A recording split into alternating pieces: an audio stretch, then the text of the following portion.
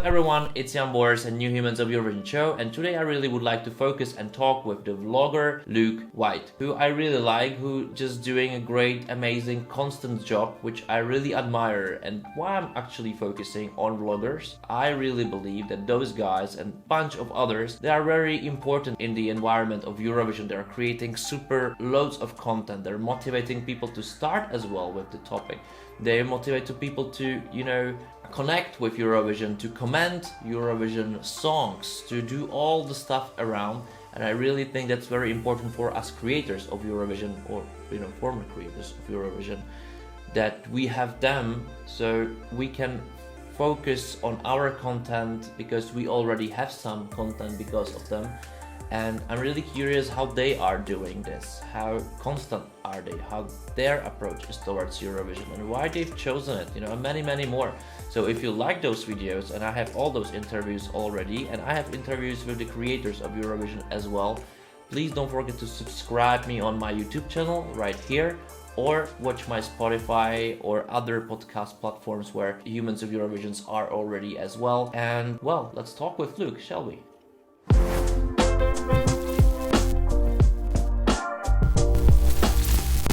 Hi Luke, how are you doing today? I'm really glad that you're here with me. Hello, thank you so much for having me. I actually feel like a full-blown professional now. I've seen your interview with Alesia Michelle, Nush, Jan Sand. I'm now part of the elite. Well, you're the part of the elite, and actually you're one of the greatest vloggers of Eurovision I personally watch and like, and I really admire your skills. I'm not really close to your skills in this. I still need to learn it. So I really think you're the part of the elite, as you're creating the Eurovision space. You're helping to spread our work out, and I think it's very important to have you. So tell me, how did you find out that you want to do this, this channel? Oh, bless your heart, thank you. Well, originally this started like around 2007. I know I don't look a day over 12. I get it told all the time. But yeah, 2007 is when my channel officially started. But that was before I was a full-blown Eurovision nerd. I took inspiration from all of the famous YouTubers. I'm a drama kid. I do stage theatre. As soon as COVID's over, I'm getting back on that stage. So that was where my interest kind of started with YouTube. And then the Eurovision stuff came in a lot later, because I was obviously a drama kid. I loved doing all the theatre. And then as soon as I saw Eurovision, I was a bit like, oh, this is okay. I like singing. I like the stage stuff. So together I was like, wow, it's like a singing competition, but it's not all primarily about the voice. It's about your countries, and it's about the actual formulas of the songs. And obviously having a wide breadth of knowledge of music anyway, I was like, I love this. And then as soon as my interest started to peak, I got an invite from Eurovision Hub. And that's when the Eurovision side and YouTube started together to intertwine. And afterwards I branched out on my own and started my own channel, and I haven't looked back really. That's what a story, but how actually you can manage that you're constantly doing content, like especially for such a long time actually, like how hard it is to become such constant creator. Oh, well, I think really that comes from a community that I've managed to build around this channel. It started off as an interest, and that, I suppose they say, motivation gets you started and habit keeps you going. So the motivation was building the channel and just trying it out and seeing how I go.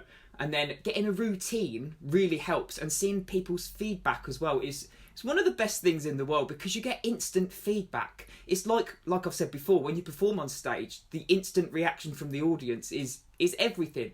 So every time in one of my videos I'll say, tell me what you guys think down below, because I am genuinely interested. I'm not doing this for me, I'm doing this for everybody else, because I really want to see how like-minded people are, or how their opinions differ. I love to see the variety, because that is what Eurovision is variety, and you can never call who's going to win. Yeah, we had this conversation recently before we started this conversation, actually a few days before this, about how actually you are open-minded in the way, like, the people are thinking in different part of the world very differently on the same topic. How hard it is for you to when you talk to your fans and you're saying you're not doing it for yourself, to talk to them all, if it's very complicated probably, or isn't it? What? So complicated, because as well, we've got to remember the 21st century, all of these different people with different social media platforms. So somebody's username on YouTube could be cat lover,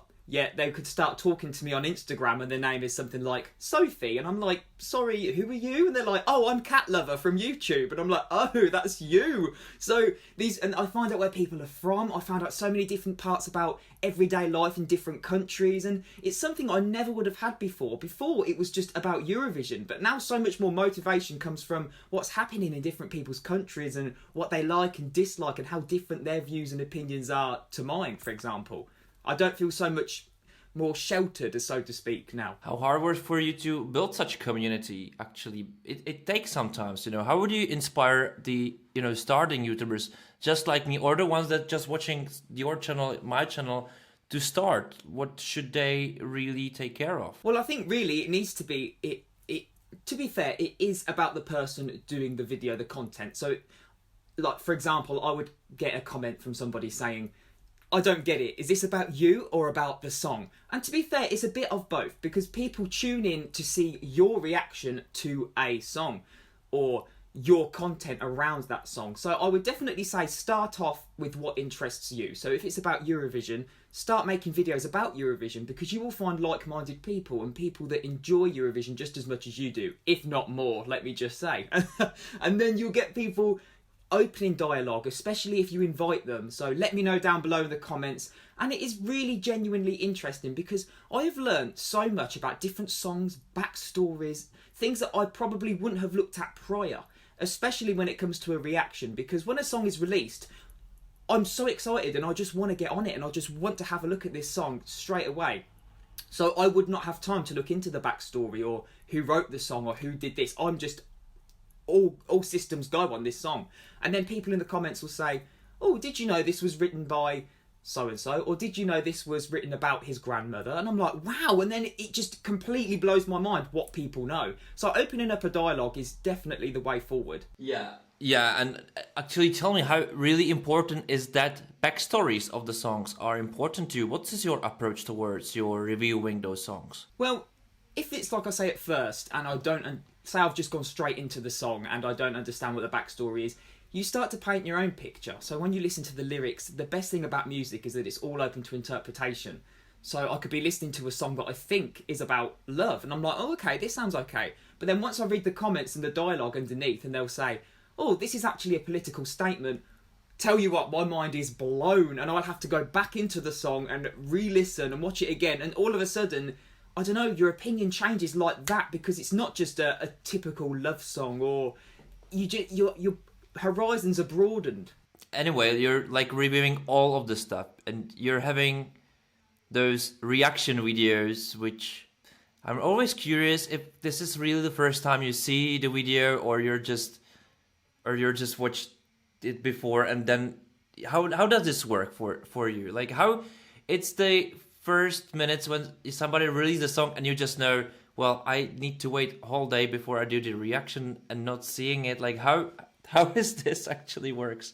It's so difficult, because, you know, these websites, kudos to those, they have the timetable of when the songs are released, so I'll always have a little look, I'll write it down in my calendar and I'll say, right, on Tuesday, Latvia's song's released, and it could be 3 p.m, it could be 7 a.m. When I did Lithuania this year, it was 7 a.m. my time, and all I saw for it was a screen cap. It was literally just a screen cap, a thumbnail of the of what it was.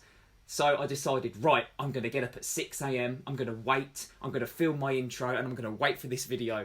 And you betcha, by golly, that's what I did. I was there, I was head to toe in yellow, because they all had yellow on. I'm like, I am getting into this Eurovision spirit. And I was ready, and I just thought to myself, this is going to be very, very awkward if I don't like this song. I'm dressed head to toe like a member from the Roop. And if this song is awful, I am going to look like an idiot.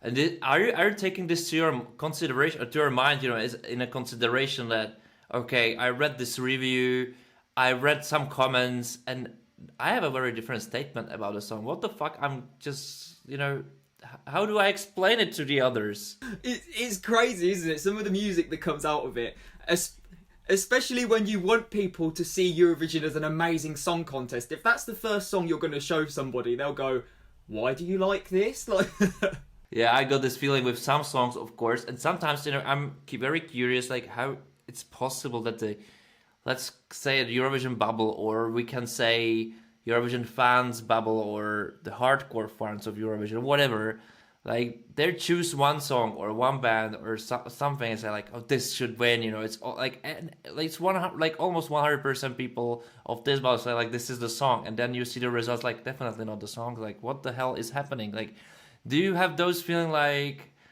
the Eurovision fan base can be kind of unfair to some artists, or vice versa, very too praiseful to these other artists, which they just find out that this is the trendy to become a fan of those? yes, I must admit, my opinion is quite different to what you said about people having a favourite. Don't get me wrong, I do have a favourite this year.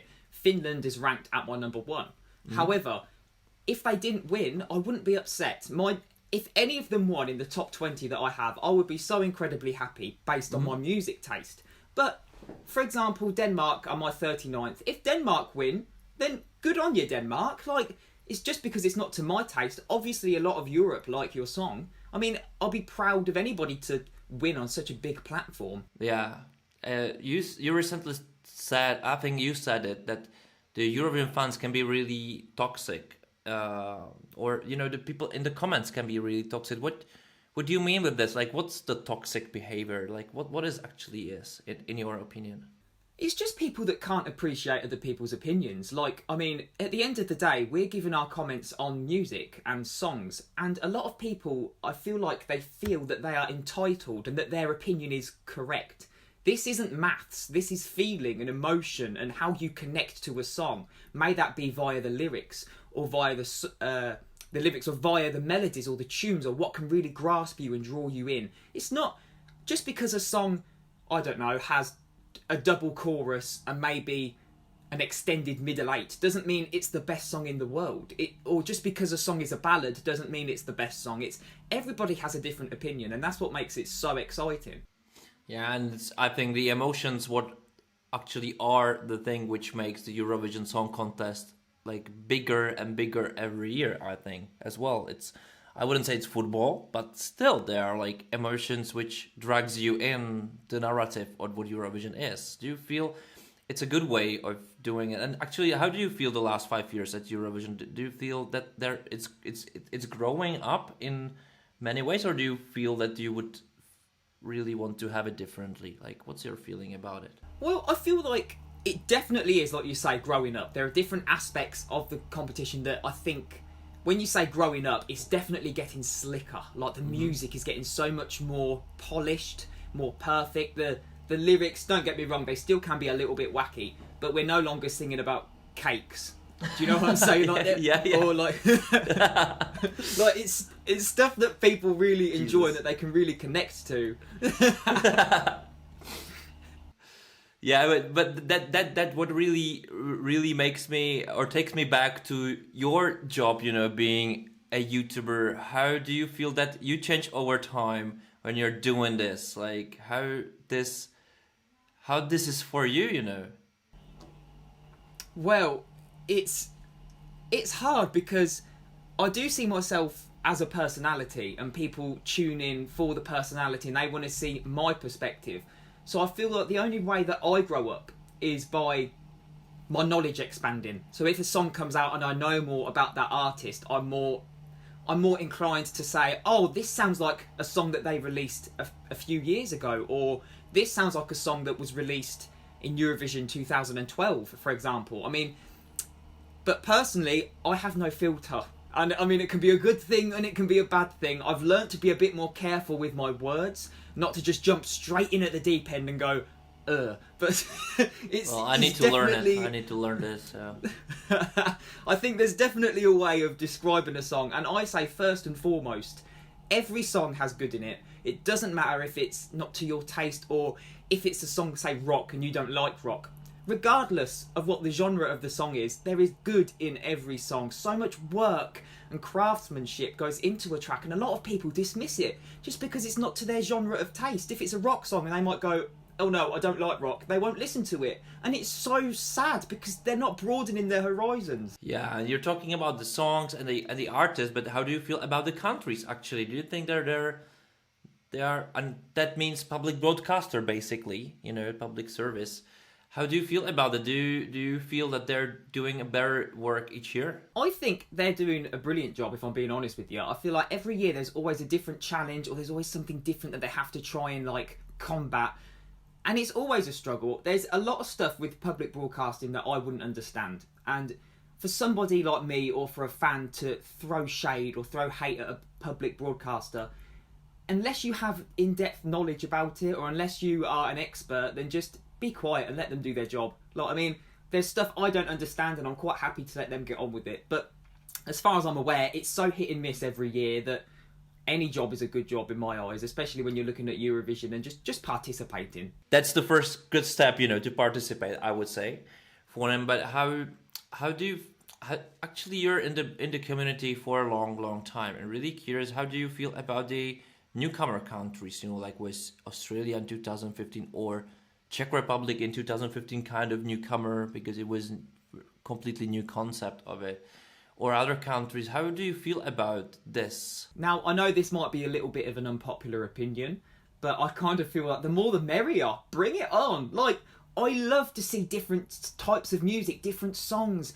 Czech Republic, yes, come along. Australia, I mean, you've got the same broadcaster and you're not in Europe, but come along, we'll happily have you. Like, honestly, I think it's great, especially that it's not exclusive. I like that Eurovision is inclusive and it's opening up its audience gate, if anything, to more people, and it's spreading the word of Eurovision around the world even more, which is an amazing thing. Even the American Eurovision that is supposed to be going on, I'm not sure if that's actually going to happen.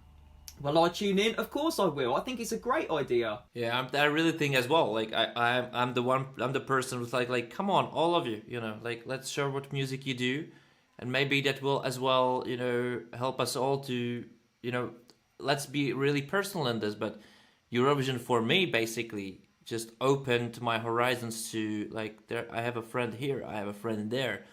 I listen to ideas here. I improve my English. I can talk to you.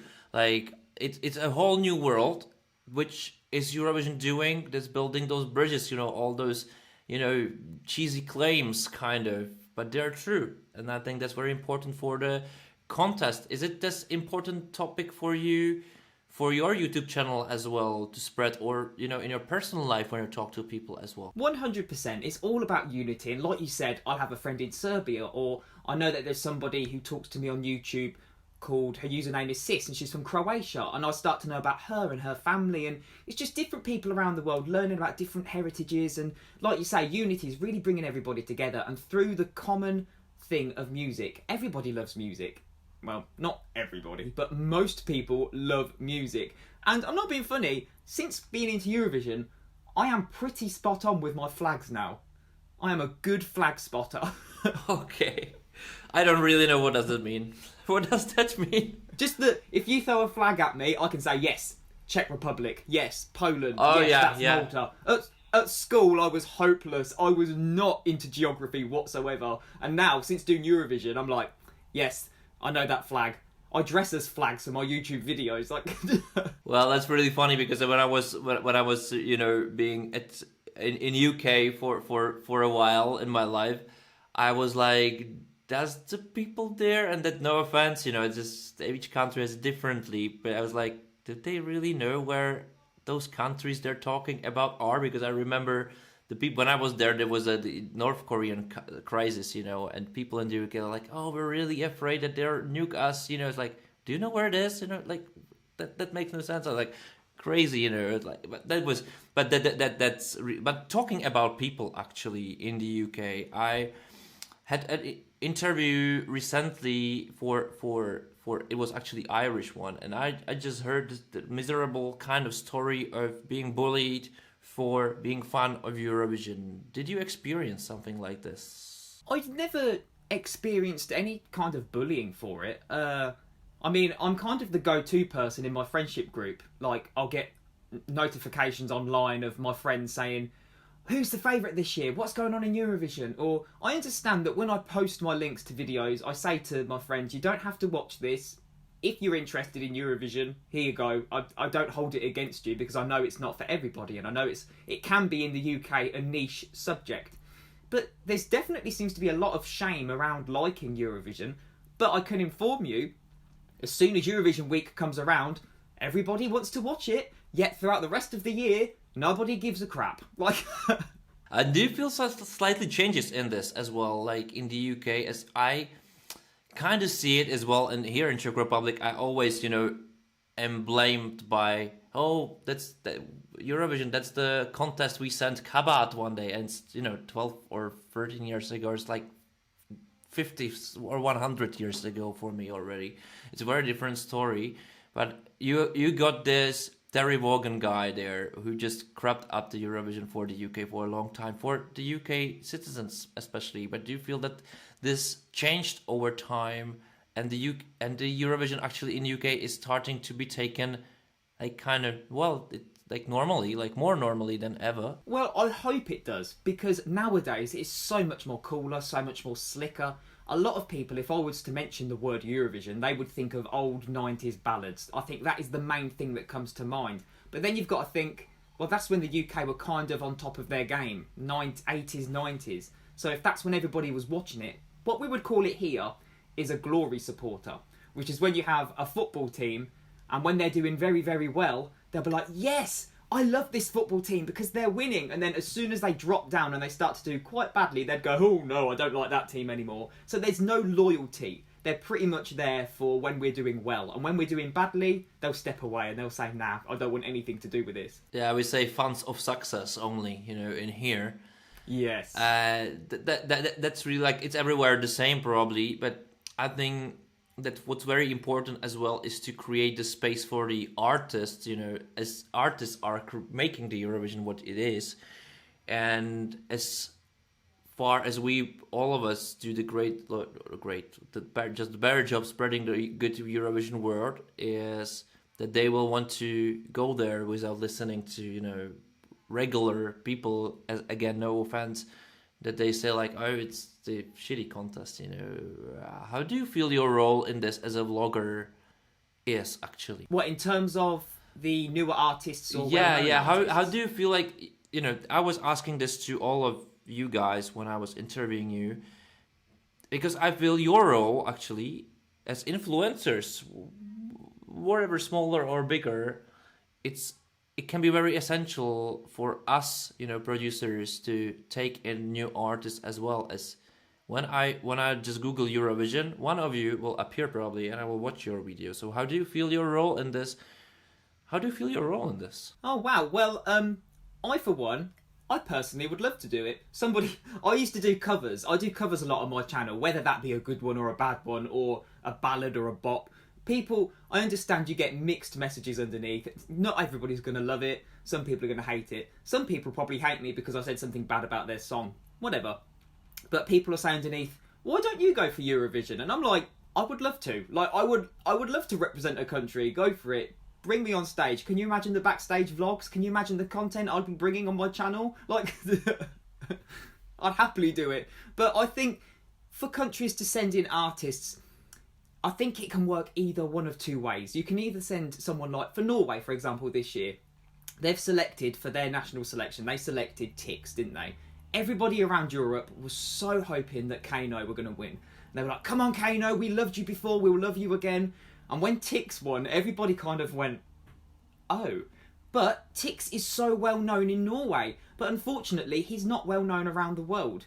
Whereas when you've got an artist that is globally famous, I mean, yes, they have a relevance already, but it still depends if they're dated or not. I mean, you can be well known in one country and then completely nameless around the rest of the world, but you could be a global phenomenon. Like we've sent before Bonnie Tyler and it still didn't do too well. So, I mean, I don't think it matters who you send. It just depends on the song at the end of the day. How do you feel about those, expectations cross reality, or against the reality? Like, you just said the example, Kano, like everybody, I wasn't a part of it, wanted Kano and the Tix one is like, it's like, how do you feel about it? Because you're following national selections as well. You have your favorites, and then somebody else win. What was happening? You know, I hate national selections. Come for me, say what you want, but I've only covered it because people are saying, "Oh, I want your opinion on this. Please cover this one," and I'm like, "Okay, I'll do it." And I've been disappointed on more occasions than I've been happy. MGP for Norway. I was following every heat, looking at all the pre-qualifications. I loved this artist, I loved that one, and they never won. And I thought, I mean, it's good in one respect because I get to find out so much more about new and upcoming artists like Emmy Witchwoods, or there's another Big Daddy Carsten, Smile. There were so many different songs that I loved, regardless of whether they won or not. And then when it came through to the final, and it was between Tix and Kano, and of course you always have your favourite. When Tix won, like I say, I was a bit like, why? Because I'm in this, like you've said before, I'm in this bubble, and I know that everybody wanted Kano, and I thought it was a sure thing. I thought, yes, Kano are going to win, and they're going to get through. Then I didn't actually stop to think, well, actually, Kano are very famous and very popular within our bubble. When you look at Norway as a whole, are they doing very well? Is Tix leading the way? I had no idea who Tix was. Knew nothing about him. And I do kind of feel like that had a little bit of an impact on my reaction video for Tix and my initial thoughts about the song. Now, I love it. It's grown on me so much more. I just kind of wish I didn't have that preconceived idea about who he is or what his music was or the competition he was up against. And that's another reason why I feel like national finals do have a bit of a negative impact on me. Yeah, but you mentioned something very interesting, and that's the backstories of the artist and the growing the songs in the artist, or the meaning about it. Is it, how would you describe this phenomenon happening at you? Like when did you start to recognize, like, okay, I hated it, but now I love it? Like how this process goes. Well, previously, when he came out, or whenever a winner wins, again, I'm not looking at the backstory. The first instant reaction is all based on the song, all based on the music, nothing to do with who they are as a person, which I suppose is the fairest thing to do, because when you're going to Eurovision, if you're a casual fan, you're not going to find out about these artists. You're just going to be taking the song on face value. So I feel like it did start to turn around because I like to give these songs a fair chance. I won't just listen to them on a reaction video or a review and say, oh, that's it, I'm going to shut the book now because I didn't like it and that's that. It's a case of playing them again and again and again, because some of them do really grow on you and you can't just judge a book by its cover. And I do start to find out about the artist, but that mainly comes from all of the comments again in the community section and underneath the videos, and they'll say, did you know Tix has Tourette's and he sings this and he wears his headband? And I find out so much more about why artists do certain things, and I think to myself, wow, I wish I knew this before. But then on the other hand, I think, well, no, if I knew that, I would have a preconceived idea and I would be prejudging this song before I've heard it. It's like a yin-yang situation. It's so okay, difficult. but how important it is to know this backstory then, as like, just to give you my opinion, for me, it doesn't matter too much. If it just doesn't talk to me through the song, I don't really care. Like, I can respect the artist, and I really do as well for the backstory. But still, I want a good song. Where away? Is it always like this with you, or it's just as again a subjective matter? I think if you're going to push me to an answer and you're going to say what, oh well, what do I will you think? squeeze you. Either say yes or no. I would say at the end of the day, no. Just because it's not fair. When you think of the competition, you want to take the song based on face value and if any of the lyrics jump out to you. I mean, maybe it's just the old soppy British person in me saying, oh, bless him, but this happened, or the song's about the death of his grandmother, or this is... So I can be swayed a little bit because then I start to like the song more because of different reasons. Or, for example, the song Voja Kadame. When I first heard it, Blas Canto, I thought, it's okay. It's a ballad. I like it. It's okay. I wouldn't turn it off. I would play it. And then as soon as I found out it was about the passing of family members, I start to relate to the lyrics and then think about my family members that have passed away and think, oh, wow, I get it now. And then I'm a sucker. I'm pulled in. Like, All right, but that's really really nice. What do you think about the important roles? And I know that both of us can have different opinions, but the role when you're watching Eurovision at TV, you listen to Graham Norton comments, and then he say the backstory of the song in those like 20 seconds. You know, does it have an impact on you, or do you think that can have an impact what they say in terms of voting then? well, it's difficult because for us in this bubble, I feel like, yes, it can have an impact because we are so dedicated and we are so into it and we want to find out everything about these songs and these artists. Whereas when you are watching for the first time or when it comes on the 22nd of May, other people wouldn't have had that opportunity. So it's hard to view it through a subjective kind of view as opposed to a fan's kind of view, isn't it? Yeah, that's right. That's really right. What actually you're going to do? You know, what's your contest going to be based on in those days? Because this is that. Tell me how your perception toward this is like. What's your schedule? Your like Eurovision schedule? You know, where it's the tougher times, and when you need to really to do the content all the time. Like what you're planning, how to cover, because you already covered all the songs. So what's next? Well, it's very, very, it's like a yo-yo. As soon as they come out, you have to kind of plan your life and your schedule around when these songs are released, because I need to be on it straight away, as not just as a content creator, but as a fan. I want to hear it as soon as it comes out. So I'm there waiting sometimes for YouTube, constantly refreshing, because as soon as it's out, I will be recording my thoughts and opinion. Because if I'm in danger of hearing it before, I've already got a preconceived idea of what the song sounds like, or I feel like it's cheating. So I have restricted myself on so many, may that be the new songs being released or national finals or anything else. I think, no, don't listen to it, don't listen to it. Turn Twitter off, get yourself off of Instagram, just wait. Because there are some times when you are, as you know, you're doing a job or you are doing something in your everyday life, you can't get to the phone and you really want to press play and listen to these songs. But scheduling is, when we're in Eurovision season, you just kind of have to wait, because I think it was March, it was so hectic. There were so many songs coming out left, right and centre. Sometimes it'd be 4 in one day. And sometimes you're like, I need to do it. And that gives you the motivation. But when Eurovision season is off, then is when you have to try and be very creative. Because especially this past year, we've had COVID, we've had so many different things going on.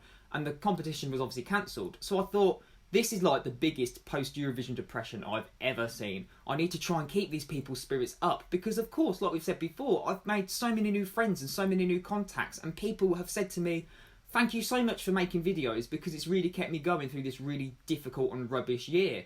And I never thought of it like that before, and it gave me that extra push just to make something a bit more creative for people. May that be Euro battles where I battle off a certain year against another year, or I've done one recently where I've had the Battle of the Tens. So I've had every country from 2010 all the way through to 2020. Each year they'd battle it off against each other, and whoever won that battle would go on to the next one.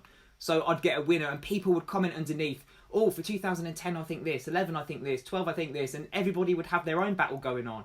And it's just something nice.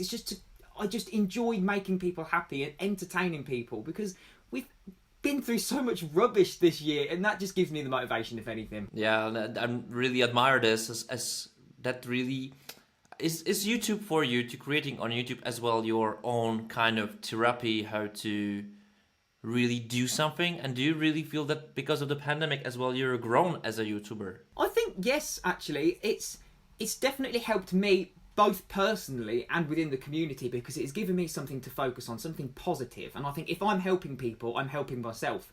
And recently, maybe a few months ago, I broke my foot. I was doing some exercise at home and I broke my foot, so I was unable to move anyway. So I'm here with this big boot on, doing these videos. I'm thinking, keep going, just keep creating this content. It's just something to keep people entertained. And it's different series you got going on as well. I've had a Flashback Friday looking into the depths and the past of Eurovision, a New Music Monday because people seem to drop artists as soon as Eurovision is over. And I thought, no, just because Eurovision is over, keep the pride alive, keep going. Oh yeah, like I like this attitude of yours. That's one of the reasons I really like to watch your videos. But what you're doing, and what I forgot to ask, but now it's the time, is your costumes. You know, I wouldn't say like, you know, how you dress. You always have something new or, you know, combined. Like, how do you prepare for it? Is this something of your trademark for the YouTube? You care about it. How is your preparation for a YouTube? Each YouTube video looks like. Can you tell me? Well, I suppose it really depends on what I'm doing. I like to dress in theme. Sometimes it's a little nod to the country, or it could be, or I think, what haven't I worn for a video yet? Let's just keep it interesting. Because sometimes on a screen cap or a thumbnail, if you see me in a purple shirt and you'll go, oh no, I've seen the one of him in a purple shirt, I'll watch something else. So it's something to just kind of say to people, it's new, like it's not one that you've seen before. Or Azerbaijan, for example, I was in flag colours. I've got bandanas, hats, whatever. I just like, and people underneath, they appreciate it. They say, oh, thank you so much for dressing in the flag colours. And other people put underneath, do you know that you're dressed in the flag colours, or was this a mistake? I'm like, I didn't just put on a bandana and a scarf as a mistake. Like... But this is like, I really like how does it, like, how much time for those preparation you take before you started doing a video? Like that, I'm really curious. I don't think I really think about it. I think as soon as I know what idea I want to do and what video I want to go for, I will think, oh, where's that jumper that I've got, or where's that hat that I'm going to wear? And then I'll get it literally about 5 minutes before the video. I'll throw it on and go, yes, I feel like I'm properly from Lithuania now. Like... By the dress, yeah, why not? Does people appreciate it that you care that much about this appearance of yours? I think so, yeah, because I feel like it's a way that I'm a part of their community. Like, there are so many times when Sweden have released a song, I will tell you straight away, I'm a trashy pop boy through and through. I love trashy pop music, and I'll put my hands up. Yes. The amount of times I've said through Sweden's videos, I wish I was Swedish, or something like that, because I really enjoy these videos, and Swedish people say, we'll have you, come over to Sweden. I'm like, yes. But also the Spanish videos, I like to try and include some form of different languages. So I've been practicing. Hola y bienvenidos a otro video de Eurovision. Do you know how many times I tried to say that and kept slipping up? It was so difficult. I just start struggling with names sometimes. It's sometimes really, really, really hard. I was like having this interview with Sitze Bakker, and it just took me like, I don't know, 15-20 minutes to really understand how this name is, you know, how properly I should say it. I was like, hey Sitze, can you tell me how to say your name? Because I just got a very different opinion about how it should be. It's so difficult. Have you ever practiced something like this, and then somebody said like, "Oh, this we're completely wrong." I thought you were going to ask this question. Yes, on more times than I care to admit, and it's always the shortest names as well. I don't know, the long names I seem to be okay at, but then when it's the short names, I think, yeah, that's easy. For example, the guy singing for Sweden this year, Tusse. As soon as it came on, there's me. Hi guys, and today we're going to be looking at Tus. And everybody underneath is like, what? That's not how you pronounce it. And I'm like, I thought it was Tus. Like, there's no accent above the E. I'm just saying it as I see it. And another one, Danny Saucedo. It was kind of a failed joke on my behalf. I said, we're reacting to Danny Sauce Dough. And people are saying sauce dough, it's saucedo or saucedo. And I'm like, oh. And I made this whole joke about ketchup and mayonnaise. Oh, and I was Jesus. like, sauce, I know. Went down like a lead balloon. Yeah, is there any actually like border you will never cross in your YouTube, or you just don't care and just do everything for fun first, you know, entertainment first? Yeah, definitely. If it's a long name, I will try, especially on my live streams. I'll do a live stream every week. It's on a Wednesday evening. And it got to a point and people would say, this is the segment where Luke tries to pronounce different names. And then they just post these names underneath. I cannot tell you, the guy from Finland, UMK, Danny, his surname, no idea. I tried, and people are like, don't do that again. I'm like, okay. Yeah, I heard this many times. Especially we have this very similar language with Slovakians, you know, our neighbors, and we were once one country, but we have two different languages which are very similar, but of course they're not the same. And sometimes when you're there and you try to speak Slovakian, it's like, please Just stop. Nice effort, but don't nice do that again. Yeah, please don't do that again. It's silly and stupid and it's embarrassing. Don't embarrass yourself. Like, okay, and then I can't even pronounce English names correctly. That's hard, like you have this word Leicester, but it's written like normally without knowing the like how it should be done. I would say it's Leicester or something like this. And it's like, what did you just say? Like, why do you do it? I could send you so many different places. There's one and it's called Cookna, but it's spelt like Coganho. No sense. Who thought of making that? Were they drinking? Like, what? Where did that come from? Like, yeah, I don't know. I don't know. We have Umpeldirk. We have Embeldirk Humpenink, and I still can't say his name. I still don't know. It changes every time. Nimpelnurk Pumperlink, and sometimes it sounds like a rude word. I'm like, oh, cut that out.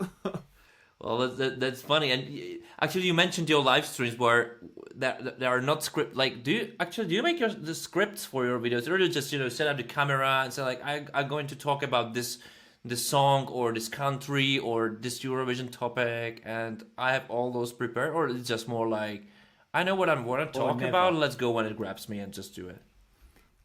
It's all very much off the cuff. So as soon as the camera comes out, I'm like, right, what am I doing? And I have a look at the video. I'm doing, oh yes, right. So today we're doing blah, blah.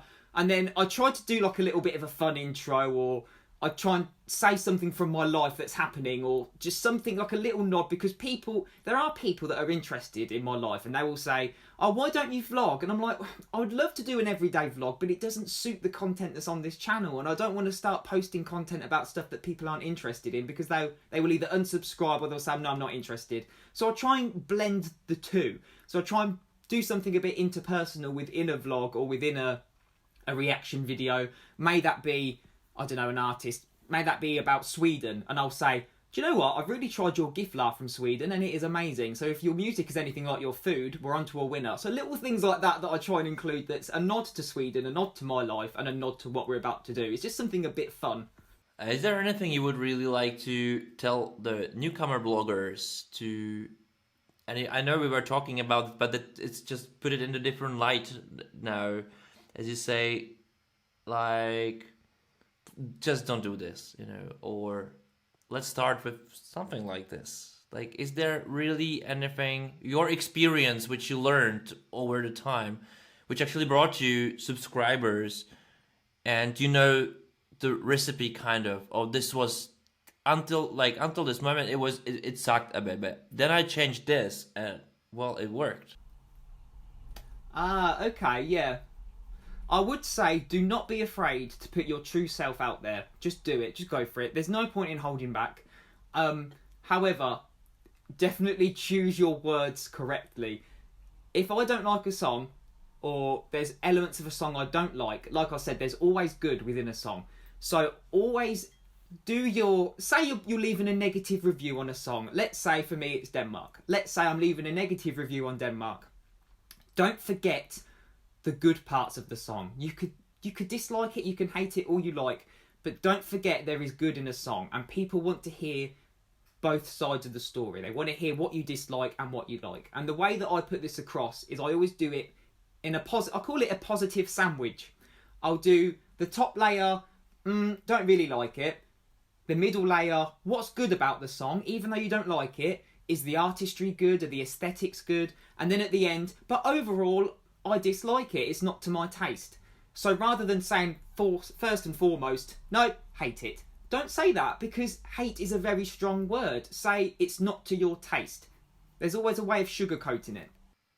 What's your taste towards this Eurovision? What will you eat in Eurovision week or the Eurovision night? Do you have a plan already? How do you plan to cover this? Do you know what? I don't know myself. I was thinking about this the other day and I thought, there's so much going on. What am I going to do? I kind of feel like it's hard because it's such a big thing, and there are so many, like, the competitions are so long within like time periods and lengths. And the times that I've done it before, like I've done with national finals, for example, Croatia this year had so many different songs going forward.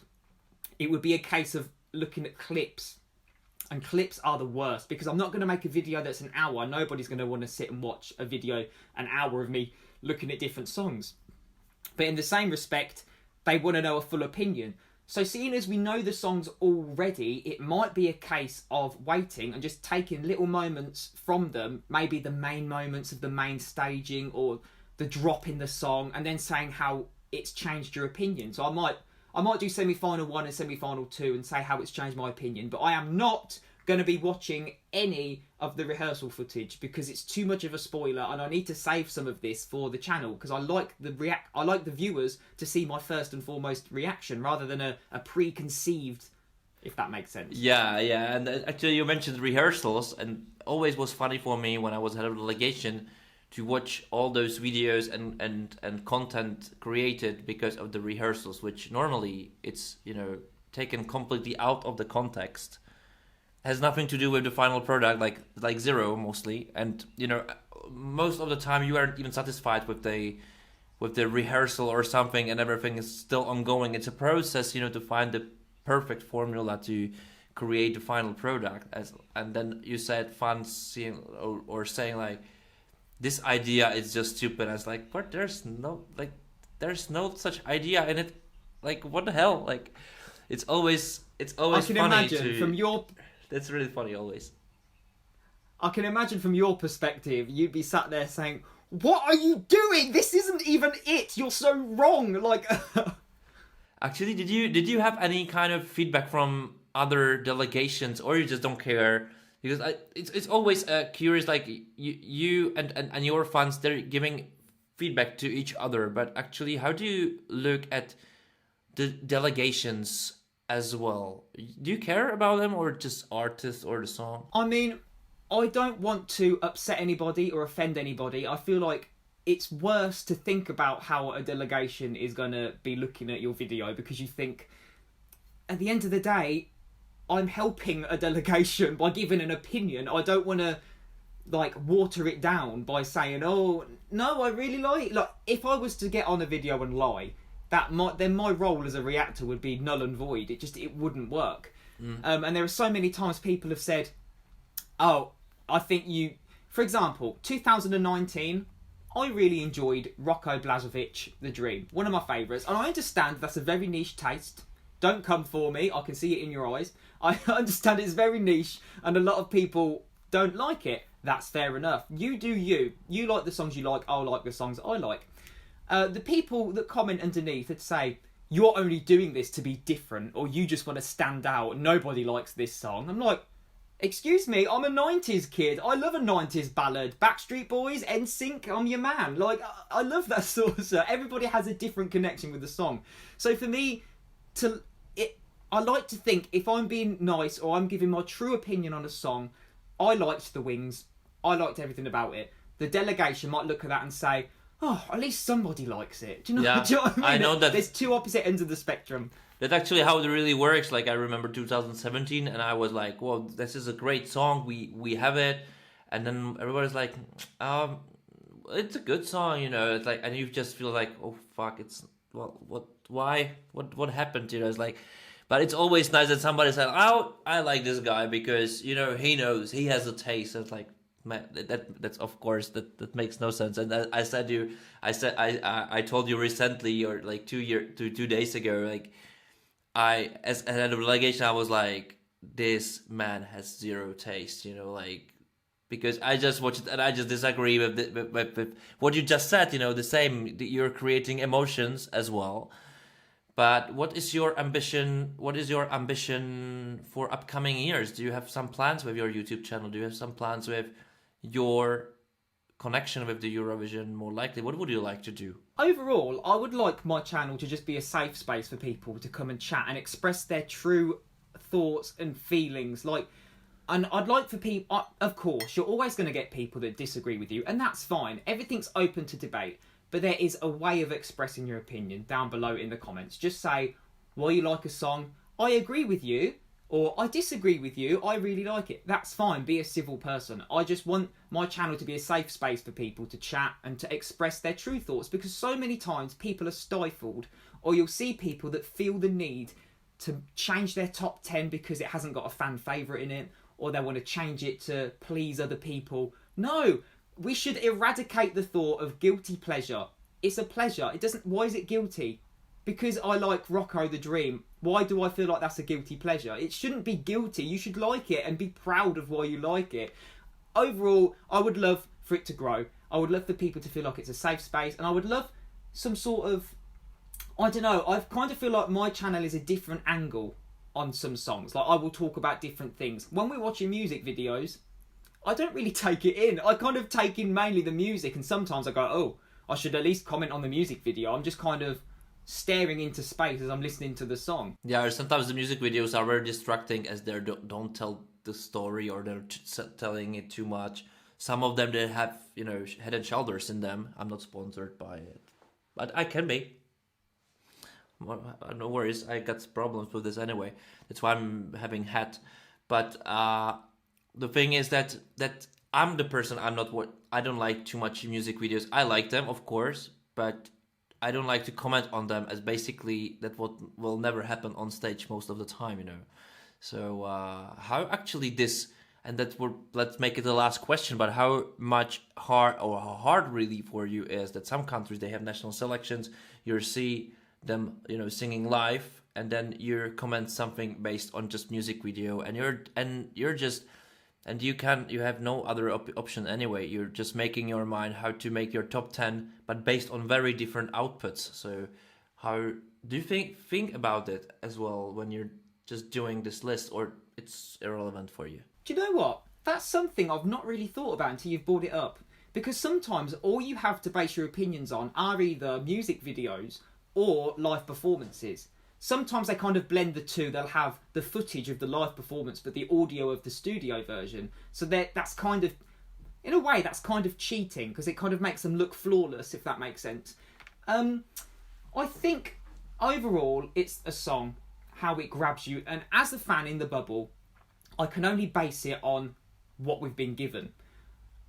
And I feel like whatever you like is what you like. The staging, yes, it can really have a massive impact on your taste. But like I said before, I am a pop boy through and through. So the songs like El Diablo, Set Me Free, they are going to grasp me. They are going to be the ones to grab me. Maybe when they're put on stage live, it might change my opinion, because something could fall flat. Maybe Eden's whistle notes might not come out as flawlessly as I've heard, or maybe El Diablo might look a bit awkward because it's not the music video.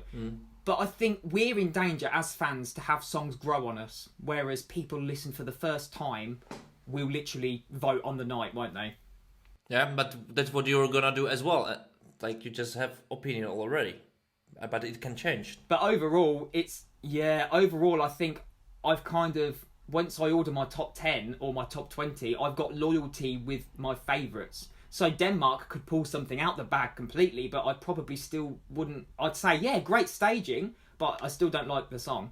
Even if this is actually the thing which is really always interesting me, because, you know, I have my opinions, of course, as well, and I always had, and I think every time, it doesn't matter if you're just doing YouTube of it, or you're just a part of the protest, you listen to all those songs and you just say, okay, I like this one, I don't like this one. But it can grow on you somehow, and then it can really change when you see it live on stage. You still think that there is no chance that you will give a vote to Denmark. You just say, okay, I maybe was wrong. You know, or it's just a matter of being proud. You know what I mean. I don't think it's a song that I would ever vote. That was just the example. No hate, no shade. Yeah. But the thing is that you know, okay, Denmark is your last, but you have something which is on the 27th place. You know, the one which doesn't reach the final. And yeah. So when we're looking at a song from that position, I think yes, because at the moment it's kind of not on my radar, but I don't hate it. So it's like, I like it, it's cool, but it's not one that I would class as my favourite. Then, like you say, the staging on the night, I don't know, let's say, for example, one of those songs would be Samantha Tina, The Moon is Rising. That's probably around that area for me. If on stage, all of a sudden, wow, she pulled something out the bag and there was staging production, then don't get me wrong, it would not jump to my first place, but I might... The the little boy inside of me might go, oh, bless her, she's pulled it out the bag, she's done amazingly, because I kind of have an attachment to every artist now, if that makes sense. Yeah. Yeah, okay, well... So I definitely vote based on that. Yeah, okay, so can you tell me, like, how... when you're doing your top 10, it's just based on your feelings, or is this just you're calculating a bit, or you're thinking more about it? Like, what's those ingredients what makes top 10 the top 10? Overall, it's based on how the song has grown on me, because I'm not being funny. I can give you my top 10 tomorrow, and it might have changed slightly because I've listened to a song more, and I like that now more than the other one. It's the top 20, I can tell you, is constantly changing. The top 10 is pretty much solid, but the top 20 does change a lot, just based on whether, I really like, I don't know, Vincent Bueno today. I've really played it a lot. I'm really feeling it. So I think feeling can override like how a song has grown on you. I think it really can, especially if you're in that frame of mind, or if you're watching it, like you're saying, the staging comes out and, I don't know, they look like they're really in the zone. There's nothing like a bit of passion to really override your brain, is there? Yeah, that's right. And I really hope that something will override your brain, that maybe, but Denmark wouldn't be the last one for you. But that's just literally speaking. Now I know. I just like to bring it up because I feel it's funny. I feel it's funny. As it was this interview, and we are super smiley face, which just brought me and gave me, and I'm really honestly saying this, that I really feel like I've been charged right now. So really thank you for this interview and for the work you're doing, as I really appreciate you doing it, and please don't stop and just grow. Even though you said in the interview the other night, I saw this guy on YouTube and I don't want to meet him at any press conference, I want to beat him up. But you weren't that guy. I was talking about Matt. But I like him as well, so I really hope he will come to me in these interviews as well as you did, because I always enjoy to talk with you guys, as I really feel you're an essential part of the Eurovision, and I'm really grateful that you had time to talk with me. Thank you very much for being there with me. Oh, bless you so much. Thank you for asking me. I've really enjoyed myself. And just like you, it's talking with like-minded people and people that are into the same interests as you, and it really gives you a boost throughout the day. I've got nothing planned, but I'll be smiling all day. Okay, and that was Luke White and his answers to my questions, and I really hope you enjoyed as I did, because I really did. I really found out something new. I really feel inspired, so I really hope you will subscribe my channel for it, and I really wish that you will subscribe Luke's channel as well and motivate him to create even more and better content, as he already really does. And for the rest, don't forget to like the video, don't forget to share the video, and don't forget to watch my other content in the meantime, as there is plenty of it. There is plenty of my ideas about the Eurovision. As a former head of delegation, I got some vision for it. I really would like to share the view, so I'm doing it. And maybe you agree or disagree, that you can really write me in the comments below, in my video right now or in the rest of the videos. I'm really curious about your ideas as well, and well, I'll see you next time. Thank you for watching. Bye.